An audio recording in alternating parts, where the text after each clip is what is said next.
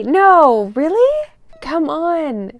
My producer wants me to say the guy did it, but I don't think it was the guy. I think it was something else. This is SportsCenter.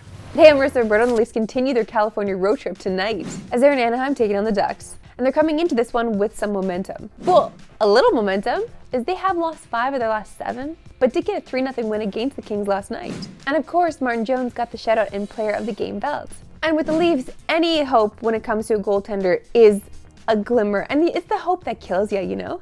Goaltending is all anybody wants to talk about with this team. And rightly so, given the injuries and uncertainty. But at least for one night, Jones silenced those doubts. The shutout was his second of the season, and he's up to a .926 save percentage, which is the best in a single season in his career, since his rookie season in LA where he posted a .934 save percentage. While no decision has been made as to who will get the nod between the pipes tonight, whoever does gets to face a Ducks team that's struggling. Anaheim's top 2-point getters Frank Vatrano and Mason McTavish are cold as ice right now.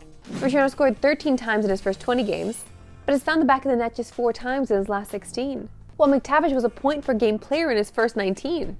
But it's been 10 games since he last scored a goal, with just 4 points in that span.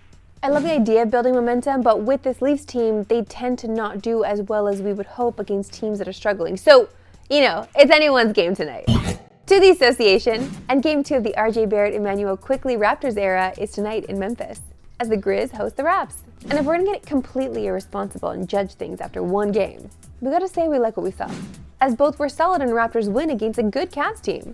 RJ put up 19-9 while shooting 50% from the field, while Quickly put up 14-6. But it wasn't about the numbers at all. It was about a fluidity to the offense that we haven't really seen so far this season. I mean, just look at that pick and roll between Quickly and Jakob Poeltl.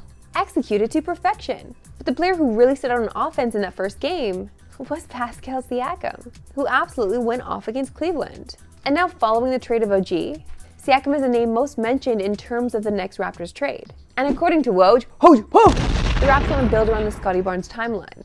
And Pascal, who is 29, doesn't really fit that. And oh yeah, there's that whole upcoming free agency thing to worry about with Siakam. Siakam, there's some leverage in that if a team's going to trade for him, they want to know that they can re-sign him, that he'll want to be here. And that's going to dictate how much they might offer Toronto in a deal. But I do think there's a window here where the Raptors get to see what Siakam looks like with RJ Barrett, with Emmanuel Quickly, and this group with the Raptors. But certainly, I think that's going to be a player here we're going to watch over the next month. And you can watch the Raps and Grizz tonight on TSN. Coverage begins at 7:30 Eastern, 4:30 Pacific.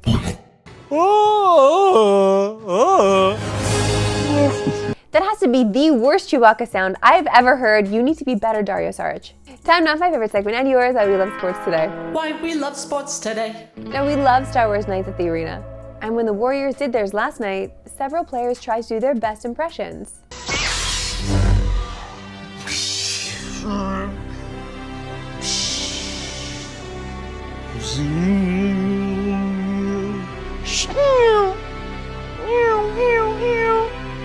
That was a weak saber, I know.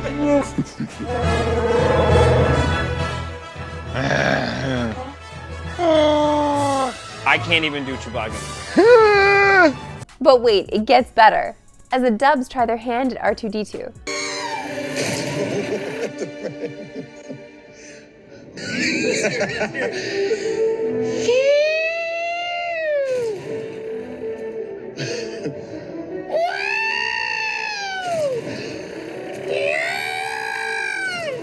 That was spot on. There ain't nobody beating that one.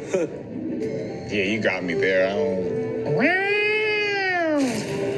feel like I sound like a cat. I definitely cannot do a Chewbacca impression. That's why I shouldn't be making fun of people trying to do Chewbacca. Like, how do you do it? Is it like in the back of the throat? Huh? I can't.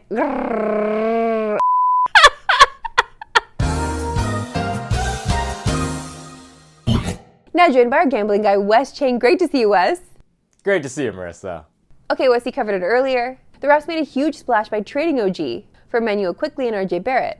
How is this trade affecting the way you approach betting the Raps? It's putting me on evaluation mode. There's 2 main things that I'm really going to be watching for. Number 1, I want to see how the minutes fall out with these 2 new players into the rotation. And then number 2, I want to take a look at usage rates, see if any guys are getting more or less shots than they typically were. The biggest opportunity out of all of this, though, has to be Immanuel Quickley. Backup point guard in New York, only averaged 24 minutes per game. He's now being thrusted into a starting role where the team really wants him being more assertive. It could be points, assists, three-pointers. I'm not sure quite yet what the opportunity is, but we're going to find out in these next few games. Okay, Wes, what's your best bet for tonight's game? I like Jakob Poeltl to get 10 plus boards, and this has a lot to do with minutes. Not long ago, he was averaging closer to 20 minutes per night, but now with Precious Achiuwa out of the lineup, with Immanuel Quickley in the lineup, I think there's more of a role for Jakob, and I think he plays closer to 30 minutes as a floor going into this game. The other reason why I love this spot, Memphis is one of the worst rebounding teams in the NBA, and if you look at the track record of other centers who've played them recently, guys like Domantas Sabonis, Ivica Zubac, all of these centers had above average rebounding performances versus Memphis, and I think Jakob Poeltl can continue that trend. Wes Chang, a pleasure as always. Thanks for having me. That's all for today. We'll see you back tomorrow at 3 Eastern. No Pacific! Have a good one.